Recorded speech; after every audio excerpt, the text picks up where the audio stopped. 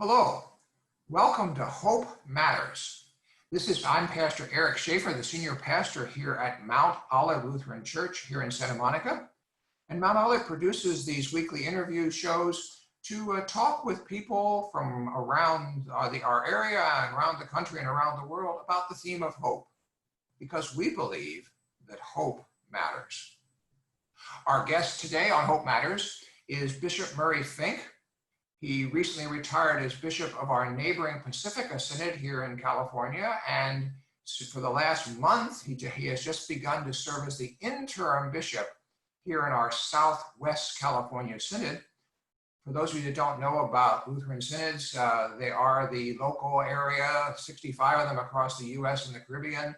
And in this case, the Southwest California Synod is basically Los Angeles and the counties surrounding it to the north and east. Bishop Finck, welcome to Hope Matters. We're glad you're here. Thank you. Great to be here. I don't know how many in our audience know about you. Tell us a little bit about you. You served 3 terms as bishop in the Pacifica Synod? I did. Yes, I've served all of my ministry in California, although I'm a Midwesterner, and was ordained in 1975. Came out to California to serve 3 different congregations in the first 18 years of my ministry. And then I was asked to join the Synod staff of the Pacifica Synod as an assistant to the bishop. And about 6 years later, then I was elected to be the bishop and then re-elected twice for 18 years. So I retired 4 years ago, and 4 years to the date, I started being an interim bishop. How about that? Well, you know, you can't get out of the saddle for too long, as they say, right? So could you have served a 4th term as bishop if you wanted to? Not in the Pacifica Synod. Every synod has its own set of term limits, or maybe no limits at all, but Pacifica had a 3-term limit. Okay. Well, that 18 years is that's a good ride. Yeah, that was plenty. Yeah. And you told me you did an interim in a congregation since you retired as bishop? Well, last year, the new bishop of Pacifica asked me if I would finish an interim about 3 months for a congregation that was ready to get a new pastor. So I said yes for 3 months. And then after I started, while that was just beginning, that pastor pulled out of the process. So we started all over again. And it took 10 months, but right. They have a great pastor now. That's good. So tell our viewers what is an interim bishop? That's probably a term that most people don't know. Well, I'm back as the bishop of the synod, same as I was in Pacifica, but I am there just for a season of time, hopefully short season of time for about 1 year, while the synod prepares itself to have an election and elect a new bishop for a 6-year term. And that'll happen at a synod assembly next June. That'll probably be at California Lutheran University, right? Well, that's their hope, provided that things begin to change with COVID-19. And if that works, that we can meet like that, we will. If not, already some ELCA synods have discovered how to have synod assemblies by Zoom, and then we would have to go to that format. The new bishop should start on September the 1st in 2021. So about a year from Monday? Tuesday? Yeah, right.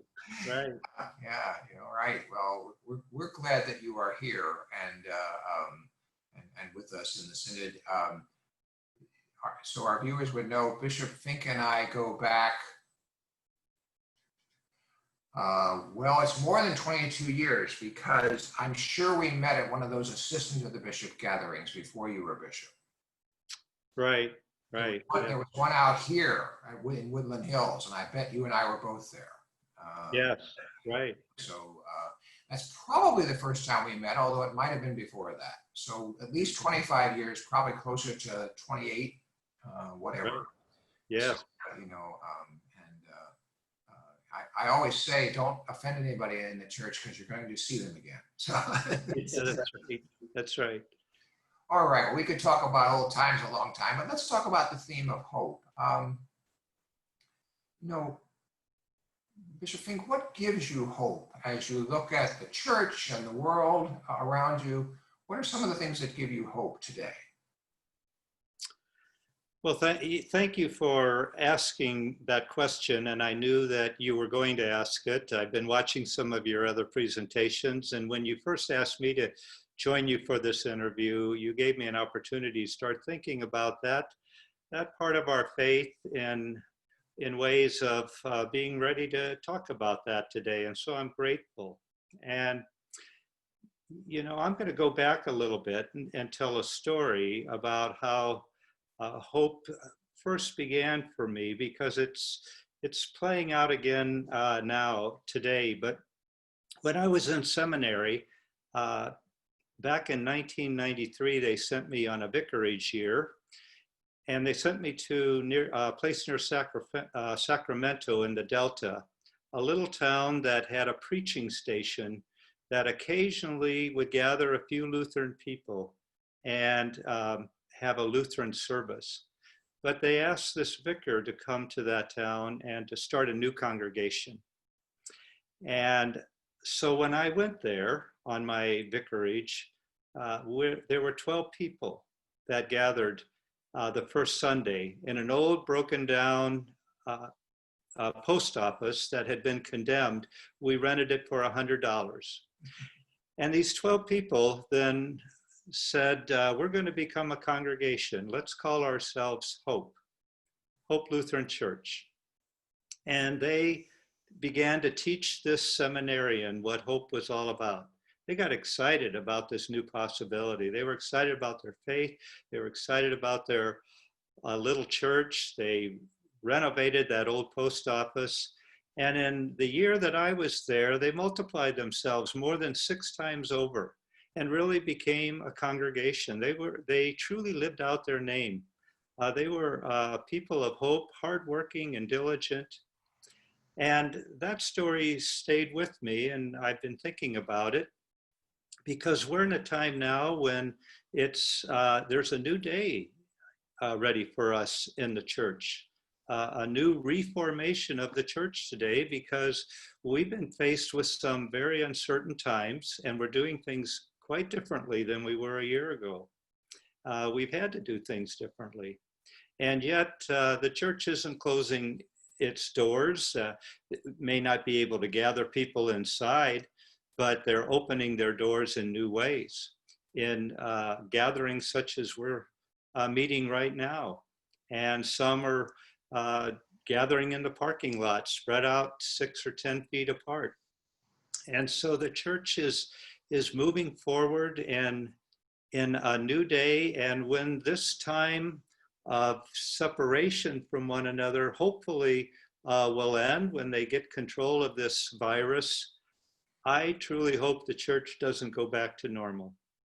My hope would be that this would be an opportunity for us to be launched into a new future for the church, a new way to be the church. What I'm hearing from many of our pastors is that they are actually worshiping with more people on a Sunday morning than they were before COVID-19. And so why would we want to give that up and go backwards instead of forwards? I think the biblical expressions of hope are always something that allows us to know that it's the way we look forward into, or move forward into, God's purposes for our lives, and propels us into the days ahead, rather than trying to look backward and see if we could go back to the past. That's very good. Well, as you know from our conversations, Mount Olive is one of those places that's getting, depending on how you calculate it, 2 or 3 times the attendance for our recorded services than we ever got in person. It's just, and I have people asking me now, Bishop, I'm moving. If I go to a church there, they're going to be worshiping online. Why shouldn't I just stay a member of Mount Olive? I think we have to look at what membership means in light of this. And I think that disease has done us a favor in those areas. Probably, let's face it. We could end up with congregations with members all over the country, and that might be the way of the future. One of the ways of the future. That's right.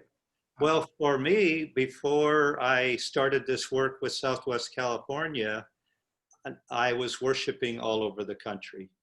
I was worshiping with one congregation in Washington, D.C., and another one in Texas, and then some spread out around where people and pastors that I know and wanted to hear their sermons where they were leading the worship and preaching. Now I'm just worshiping around in the Southwest California Synod in the mornings. I know, and you've checked in on us. I'm pleased about that. And as you might imagine, with my history, I have pastor friends and retired friends from all over the country that are looking at our services now and sending me little notes, and they're appreciating them. So that's really wonderful. You and your wife have done, a lot of things around stretching and praying. I think our viewers would be interested in knowing a little bit about that, if you don't mind sharing. Oh, sure. Well, that's a fun story for me. Years ago, I really, truly had some real back problems, and I was doing everything in my power to try to resolve that and to get beyond that. And nothing seemed to be helping. But in the midst of that, I had a sabbatical, and I went on a trek to Nepal with a good friend of mine. I think you know him too, from the Alban Institute, with Roy Oswald. I do. And Roy taught us to get up in the morning as we were walking and moving around in those high mountains of Nepal, with some stretching and every day to prepare ourselves in that way. And when I came back from that experience, then it was an opportunity for me to continue to embrace that, because during that time, that backache that I had had for 12 years had gone away. And I gave thanks to God that something about that month-long time in Nepal ended my back problems, and I never have had them since. So I decided to keep that routine going, and then began to actually do what Roy Oswald did, is when the synod would gather, I would offer a time to stretch and pray in the morning. And so we did that as a synod, and somebody got wind of that back at Augsburg Fortress, and they decided that we should make a little book about that and even a DVD. And then year after year, I not only did it with the synod, but even at the church-wide assemblies and other places around the church. So it's been a great part of the story that I've been able to tell over the years. Wonderful. And the book and CD are still available, I take it. It is. It must be, because I still get a little royalty from Augsburg twice a year.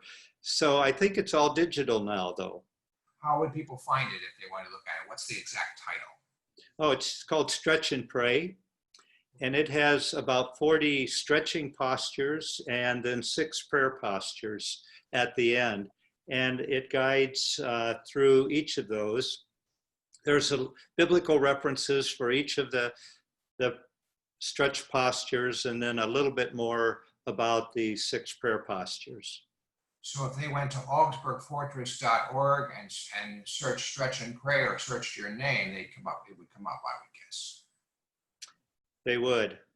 They would be able to find it, yes. They could do it on Amazon, but we like them to go right to Augsburg Fortress because our church makes a little more money that way. So anyway, Roy Oswald, there's a name I haven't heard. I met him when I was 16. And we go way back when he was on the staff of the old Central Pennsylvania Synod in Pennsylvania. So yeah, wow. Been in his home many times. Yeah, we go back a long ways. I saw him last November. Oh, wow. Yeah. Yeah, visited him in Pennsylvania. Bishop, the one other question I've been asking people, since you've watched the interviews, you know that, is what gets you up in the morning? When you get up in the morning, what gets you going? Besides stretching and praying. Well, I've never had a problem with that. I've always enjoyed getting up. I still get up fairly early in the morning like I did. I was a farm boy, and we got up and milked cows in the morning and gathered the eggs and did all of those things. And that's just been a pattern of my life ever since. And I get up in the morning because I still feel that God has a purpose for me. Certainly all of my years of ministry, I had plenty to do day after day and enjoyed the calls that I had, both in congregations and in the synod, and seldom ever regretted the day before me. So that was always an exciting time to be with different people and to get engaged in what was going on in the world. And now, even after I retired, it was still exciting for me to wake and begin a new day, a day filled with a whole variety of things. I love to do gardening, and I do woodworking as a hobby, and just an opportunity to spend the day outside or crafting a piece of wood, or talking with our children and grandchildren on the phone, whatever it might be, was always kind of an exciting thing. Now I'm getting up every day thinking about the future of the Southwest California Synod and how I can be instrumental in helping a people prepare for an election and for a reception of a new bishop that will serve them and lead their church, and to be part of the people of God here in this very unique and diverse geography that is filled with so much opportunity, and to use the word, to filled with so much hope. Thank you, Murray. Thank you, Bishop. We're so pleased that you've agreed to become our interim bishop. When I heard that news, of course, I took special pleasure since we've known each other for so long, but I really am delighted that you are serving as interim bishop. I hope you'll be delighted when it's September 1st next year too. But I am like you, excited to see what sort of a person becomes the new bishop here. I think that's going to be a very interesting process, culminating in the election next June, or either hopefully in person, but whatever. And it should be an exciting year for you and for our synod. So thank you for joining us in this time of transition in our synod. And thank you for joining us today on Hope Matters. We're quite grateful. Thank you. It's been my joy. Thank you. You're welcome. Well, this is Hope Matters, production of Mount Olive Lutheran Church here in Santa Monica, California. I'm Pastor Eric Shafer, the senior pastor here at Mount Olive. And we have these weekly discussions with people near and far because we believe that we have a God of hope, and we believe that hope matters. Thank you.